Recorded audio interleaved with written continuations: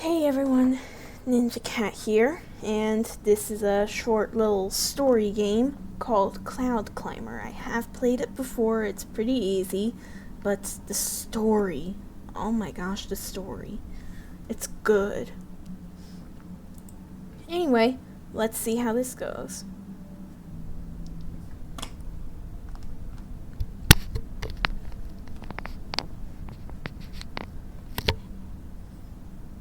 Another day has arrived.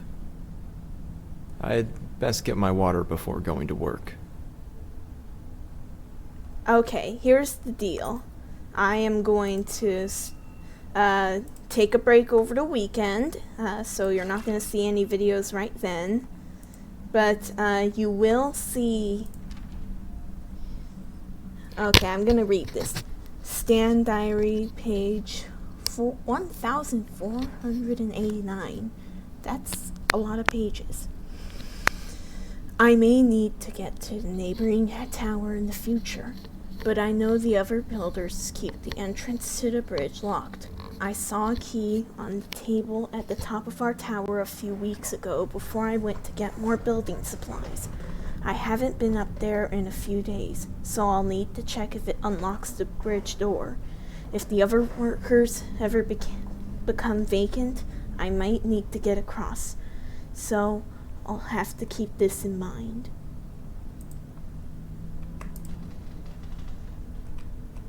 Construction on the last tower stopped weeks ago. I can only assume that the builders have met their fate by now. I believe it's safe enough for me to go and continue building higher yet from where they left off. I'll need to travel across the other two towers to get there, but I'm sure I can find a way. Here's another paper. Bernie the Great and Bernie the Great and Terrible. Diary, page 69. He started it pretty recently. For months we've been building, faster than ever. Yet it seems as if every time we complete a new level, the clouds rise higher and higher. I could have sworn we were close to them decades ago, but we're still not done yet. I can only hope that we're getting close. Signed, Bernie, the Great and Terrible! This person is ridiculous.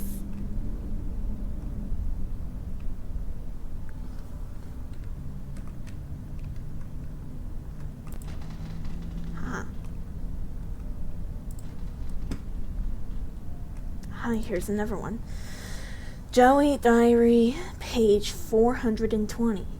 I've been building all day long, and Bernie the Great and Terrible has been sitting on his butt acting as foreman. In other words, he doesn't do any work and drinks all our water. I've started locking my water chest in case he really does think he's above us all. Bernie the Great and Terrible sounds like a real jerk. And has a pride issue. That door's locked.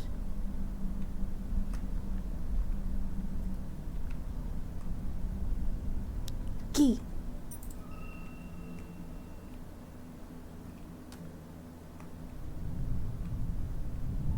Just quick walk around. Nothing new there.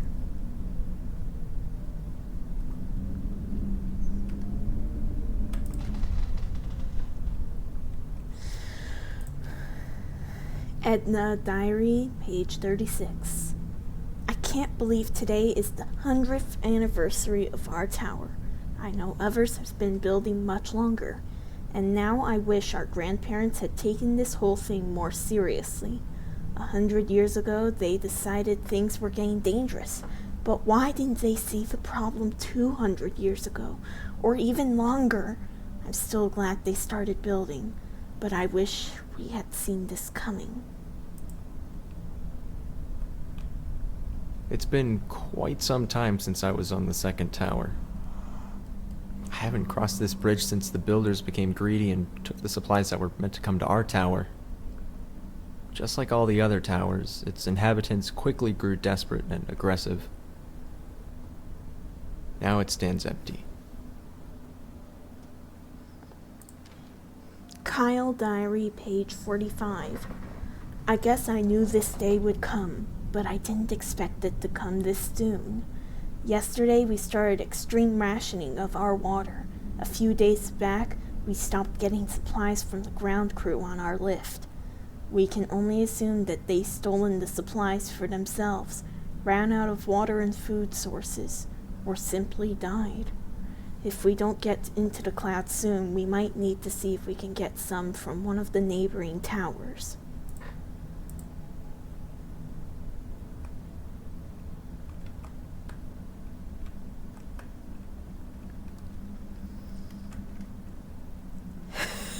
It is beautiful. The towers are pretty beautiful.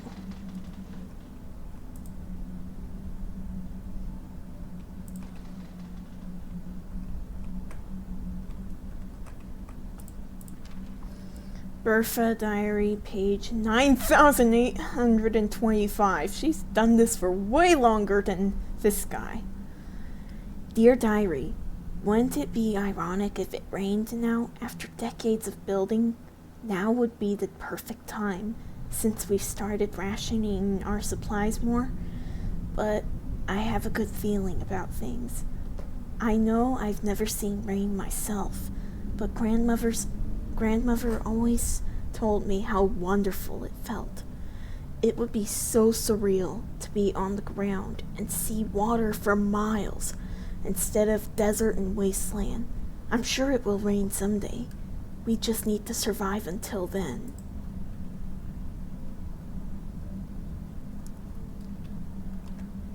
They installed a rope cart on this level to get to the third tower. I should be able to use it to get across.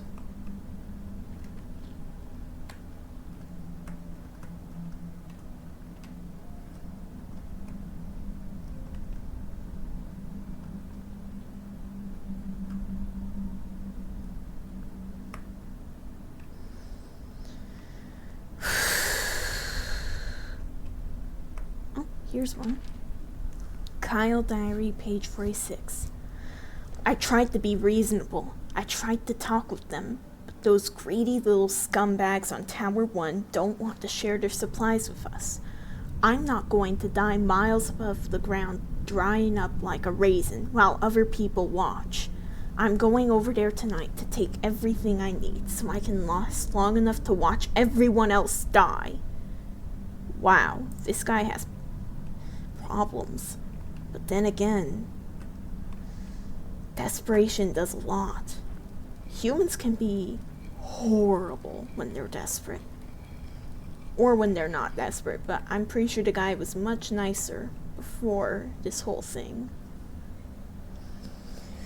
I could almost call this place beautiful if these dust storms weren't so suffocating. It really is beautiful. The particle effects is really good, actually. I hope I find what I'm looking for at the fourth tower. It is a beautiful but sad sight. Hadang Diary, page 1. Huh, this is the most recent one. I couldn't be more frustrated right now. We're running out of water, running out of building supplies, and Carl just won't get along with me. At least 5 times a day, he pretends he's going to push me off the tower. I swear if I do fall someday, it'll be his fault. Joey Diary, page 556. Yesterday, Hadang fell off the tower. I don't know how it happened, but it was a shame, especially since he had the key to most of our water chests. We'll need to break the locked ones open soon since we're almost emptied out the other chests.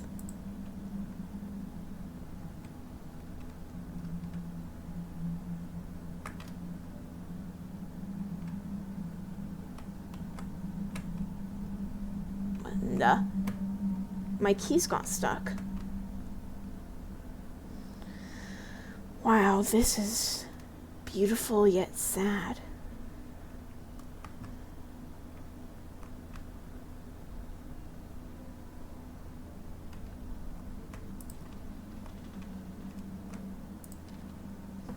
Carl Diary, page 57. I just can't get over it. Haldane gives the absolute best reactions when I mess with him. For the past week, I've been pretending to get mad and shove my arms at him, as if to push him off the tower. I don't think this will ever get old, and I can tell Haldane loves it. He's either an idiot or a jerk. Or he's just way too innocent, which is unexpected.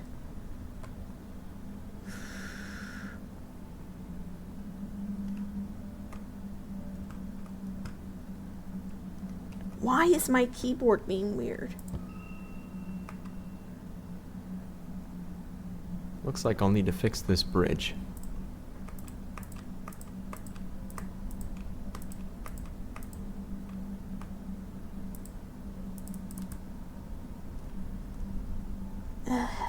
Why It's is everything hard to believe that acting up? I'm the last one here. I never thought it would end like this. Makes you wonder what the whole point was in the first place. Note of ambition. Out of everyone on this earth, our families were the only ones who took the water crisis seriously. We were the ones who started building. We were mocked and told we were insane. We were the ones who everyone looked up to when the lakes and rivers dried up. Our blueprints were the ones that were stolen as people became desperate. Out of everyone on this earth, we are the ones who deserve to survive. The clouds are brimming with liquid life, but are still so evasive. We've been building a long time. But we're not done yet. We have farther to go. We will climb the clouds. The son of Zilchar.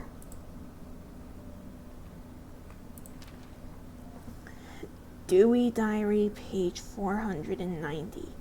This evening, Kevin made a really cheesy speech about how we alone will prevail, and how we are the only descendants of the great ones who deserve life. It was honestly the cringiest speech I've ever heard, and that's really saying a lot considering the other stuff he's been saying lately. He also keeps referring to himself in the third person and only responds if we call him Son of Zilchar.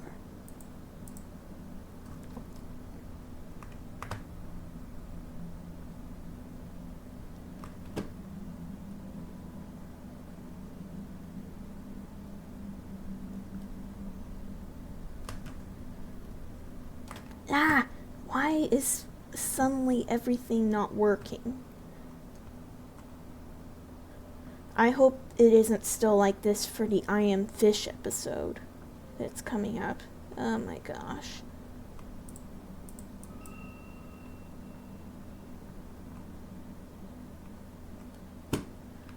I need the tools.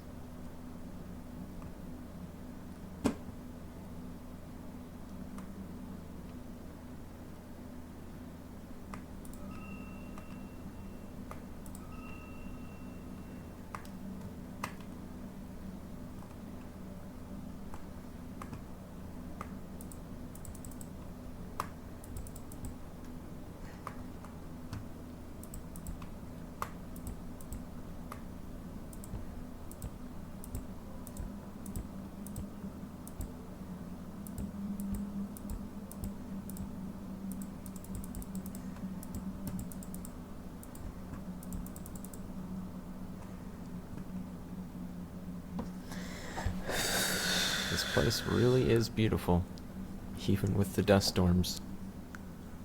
It's peaceful in a way. I've been working on that tower my whole life and never once stopped to appreciate what we'd spent our lives building. We only looked up to the clouds, hoping we'd someday reach them, so we could prolong our lives. But now that everyone's gone, I know any attempt I might make at accomplishing that would be futile. Rather than spending the rest of my life building a tower, maybe it's time I took a break. It's been a long time, but I think I'm finally done.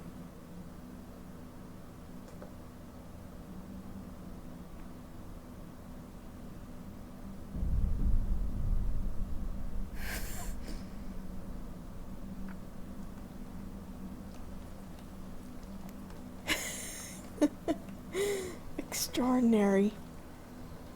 The irony is, he finally rests for the first time in his life, and then it rains.